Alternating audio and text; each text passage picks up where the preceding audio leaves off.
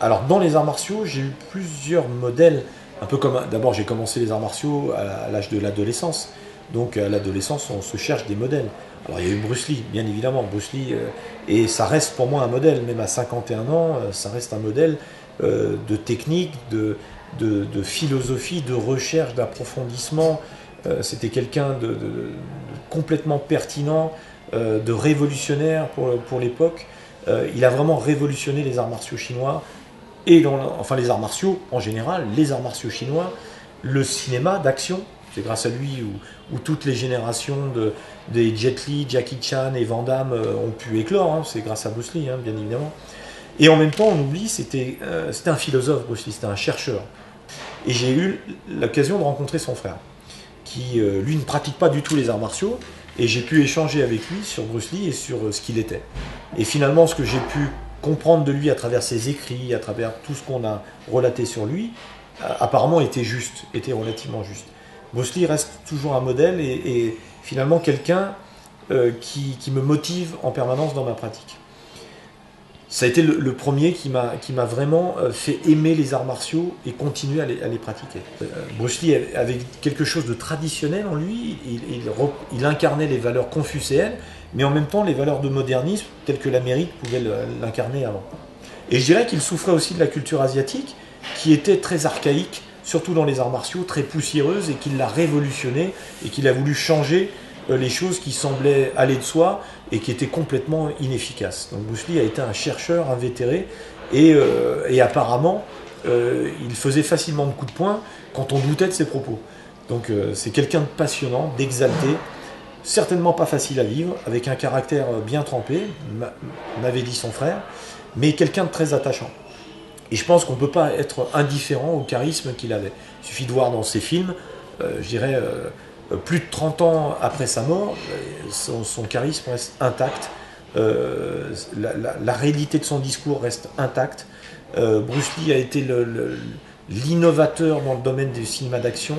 Il a innové aussi dans le domaine de la musculation, on le sait peu, puisque c'est celui qui a adapté en fait des techniques d'entraînement fitness très tôt dans les arts martiaux, alors qu'avant c'était pas du tout le cas.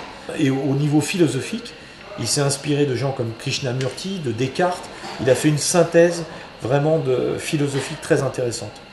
Donc c'est vraiment quelqu'un d'exceptionnel. Grâce à Bruce Lee, les arts martiaux sont devenus populaires. On peut dire ça. S'il n'y avait pas eu Bruce Lee, l'histoire des arts martiaux, le développement des arts martiaux aurait été certainement tout autre.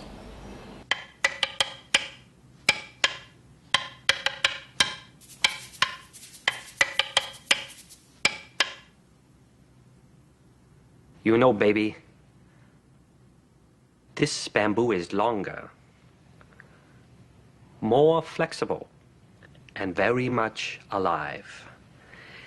And when your flashy routine cannot keep up with the speed and elusiveness of this thing here, all I can say is that you will be in deep trouble.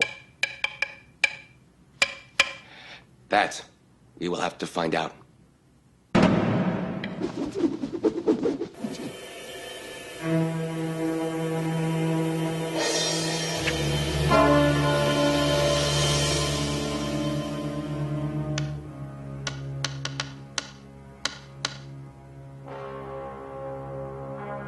Maintenant, dans des modèles techniques, dans les pratiques en français, il y a quelqu'un qui s'appelle Dominique Valera, qui est un de mes amis, qui est un grand karatéka, immense champion, très titré, et qui est pour moi un modèle du genre. À 65 ans, c'est quelqu'un qui a une condition physique exemplaire et qui est vraiment surprenant de souplesse, de vivacité encore à son âge.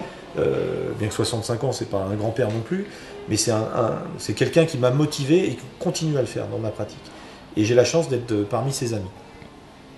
Il y a des acteurs comme un acteur qui s'appelle Tan Tao Liang, que certains connaissent peut-être à travers les films des Shaw Brothers.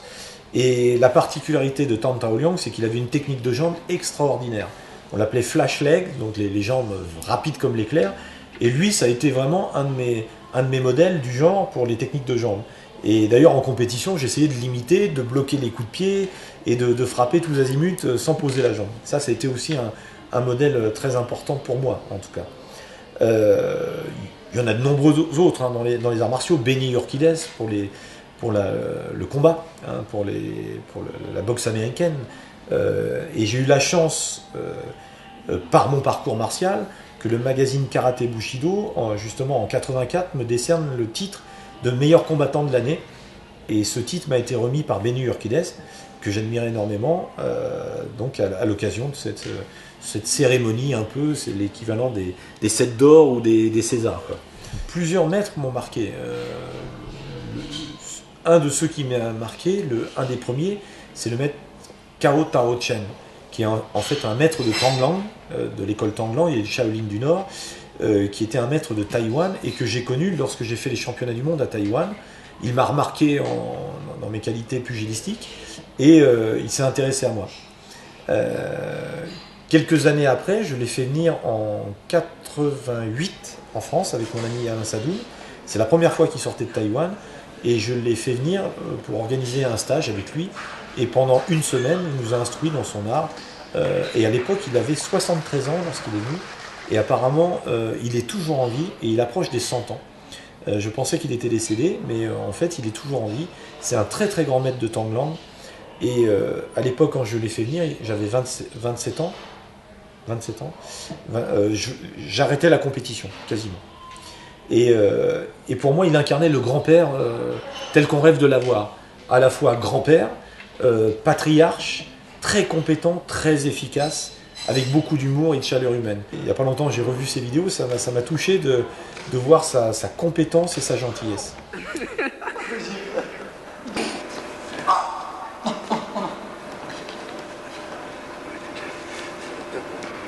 Oui.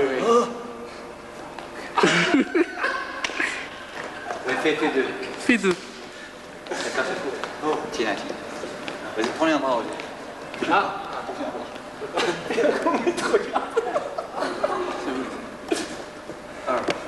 两个月，你看，2个月大就是这个程度，这么的。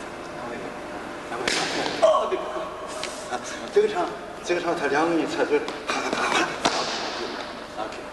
这个场打架了，这两个小时一会儿，啊，到就是这个。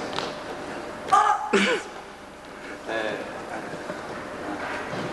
谁在2个月啪，就开了。 啊，当时唰就过去，二路不是有在我吗？二路唰就过去，你记着这手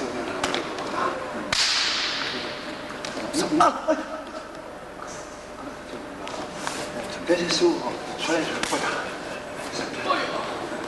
这个脚就过去了，这个手还有一个抓在这，抓在那个手。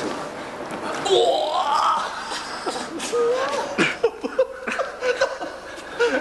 我慢慢